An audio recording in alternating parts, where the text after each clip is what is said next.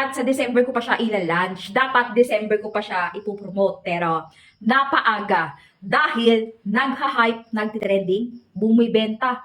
Kahit hindi mo i-promote, chine-check out. Bakit kaya? Eto na. Eto yung box na lagayan niya. Naka-tin can.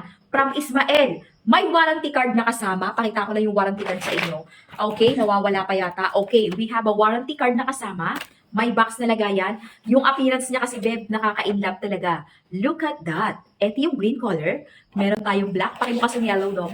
Okay? Meron tayong black. Meron tayong green.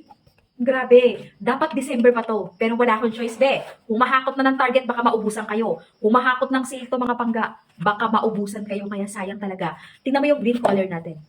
This one, the green one, and the black one, and we also have the yellow one. Sobrang trending to, be. Digital siya. Swak na swak talaga. Unisex. Quality, Japan ang pyesa. Waterproof, pure stainless steel. Makapal ang strap, silicone original ang strap. Pag suot-suot, grabe, be. Tingnan mo naman ang appearance. Ang ganda-ganda. Pwedeng pang babae, pwedeng pang lalaki. Pag suot-suot, be.